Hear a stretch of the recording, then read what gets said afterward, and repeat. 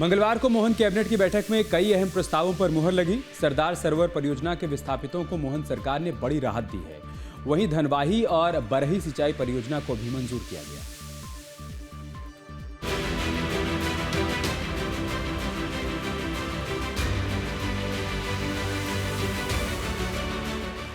मंगलवार को भोपाल में हुई मोहन कैबिनेट की बैठक में कई प्रस्तावों पर अंतिम मुहर लगी।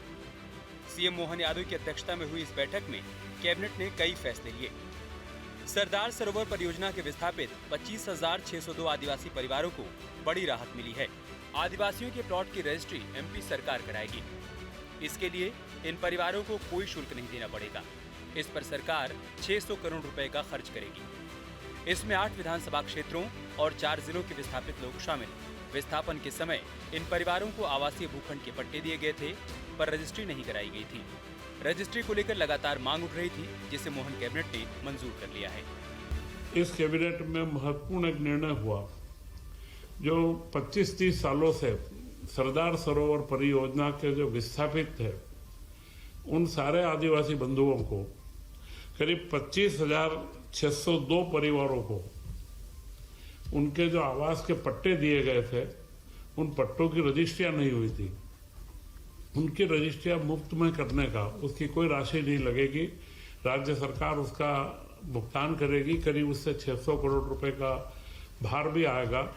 परंतु यह एक ऐसा कार्य है जो 8 विधानसभा क्षेत्रों में फैला हुआ है। तो बिना भेदभाव के हमारी सरकार ने वहां पर यह निर्णय लिया कि उन आदिवासी बंधुओं को उनके पट्टों के ऊपर जो हक मिलना चाहिए, जो रजिस्ट्री होना चाहिए, वो रजिस्ट्री तत्काल की जाए और उसका जो एसओपी पूर्व में निर्धारित था, उस एसओपी के अनुसार वे सारी रजिस्ट्री करेंगे। और इसमें करीब धार, बड़वानी, अलीराजपुर व खरगोन चारों जिले के 25,000 से ज्यादा परिवारों की हम रजिस्ट्रियां करवा रहे हैं।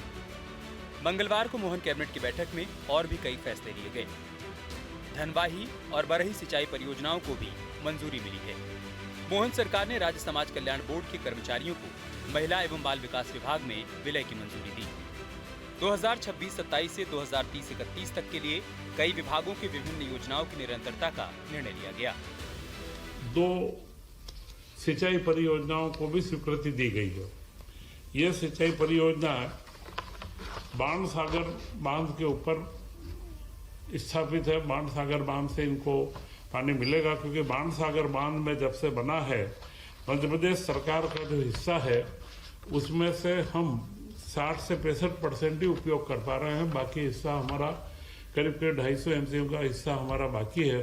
तो उसके उपयोग को बढ़ाने के लिए हमने बड़े तेजी से कार्य प्रारंभ करे हैं। तो यह जो 2 परियोजनाएं यहाँ स्वीकृत हुई है, एक है धनवाही सूक्ष्म सिंचाई परियोजना, और यह दोनों परियोजनाएं लिफ्ट इरिगेशन वो प्रेशर पाइप के माध्यम से हर एक के खेत में जाएगी। इसमें कोई जमीन का अधिग्रहण नहीं होगा। प्रदेश के तेज आर्थिक विकास के लिए मध्य प्रदेश की मोहन सरकार फैसले लेने में देरी नहीं करती। मोहन कैबिनेट जनता की भलाई के लिए लाए गए प्रस्तावों पर तुरंत निर्णय लेती है। भोपाल से अतुल शर्मा के साथ टीम न्यूज़ टीवी।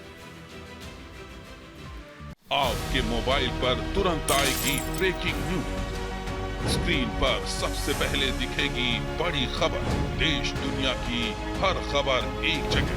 अब आपके मोबाइल पर तुरंत फटाफट इंस्टॉल कीजिए न्यूज़ नेशन ऐप और रखिए खुद को अपडेट।